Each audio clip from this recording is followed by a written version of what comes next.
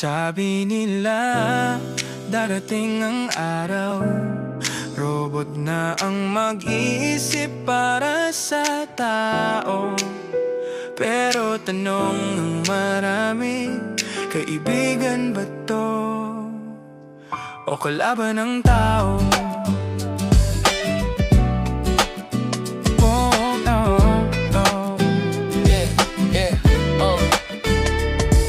Sa umaga, alarm na nagsasalita, mapa mo sa daan, sagot sa tanong, gawa ng makina. Sa isang pindot, may sagot ka na. Trabaho, aral, negosyo, lahat mas mabilis na. AI sa ospital, tumutulong sa doktor, mas maagang diagnosis, buhay ang nasasagip doon. Sa sakahan, sa opisina, sa paaralan, oras ay natitipid, galing ay nadaragdagan. Hindi ito tao, walang sariling damdamin, numero at data lang ang kanyang ginagamit din. Kung tama ang gamit, biyaya sa kamay. Kung mali ang instruction, doon nagiging delikado ang buhay. Pero bakit may kaba sa dibdib ng tao?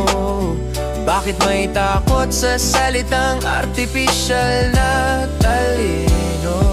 AI ba'y kaibigan o kalaban ng tao? Kasagutan ay wala sa makina, nasa paggamit nito. Hindi siya ang desisyon, hindi siya ang puso. Tao pa rin ang may hawak ng logic nito. Sabi ng iba, aagawin ang trabaho, papalitan ng tao, mawawala ang respeto. May takot na baka ang isip ay tama rin pag makina na ang laging nag-iisip para sa atin. May pangamba sa kontrol at pagmamanman na baka bawat galaw natin ay binabantayan. Pero linawin natin ang totoo sa mali, hindi lahat ng takot ay katotohanan sa sarili. AI, walang sariling hangarin, hindi ito gumigising na gustong manakit o magasi. Kung may maling resulta, may taong nagutos, may taong nagdisenyo, may taong pumayag sa lohika. Hindi ang AI ang may kasalanan, kundi kung paano ito pinapagana ng sangkatauhan. AI ba'y kaibigan o kalaban ng tao? Kasagutan ay wala sa makina, nasa paggamit nito.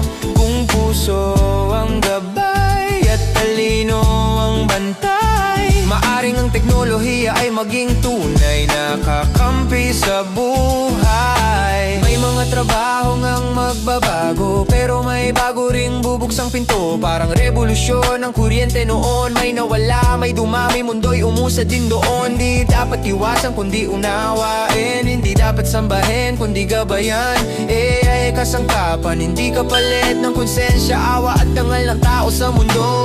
Walang AI ang marunong magmahal, walang kodang kayang umiyak sa dasal. Hindi nito alam ang hirap ng magulang o bigat ng pangarap na ilang ulit nang nabigo sa laban. Ang empathy ay hindi madadownload, ang kabutihan ay hindi maa-upload. Kahit gaano katalino ang makina, ang puso ng mundo ay tao pa rin ang nagdadala. Hindi natin kailangan pumili ng laban, tao at teknolohiya pwedeng magtulungan. Kung ang layunin ay buhay na mas maayos, mas ligtas, mas makatao, mas patas para sa lahat ng nilalang sa sangkauhan. Ay ilaw, hindi direksyon, tao pa rin ang may responsibilidad at desisyon sa hinaharap na ating binubuo. Magkasama, hindi magkalaban ang tao at teknolohiya sa mundo.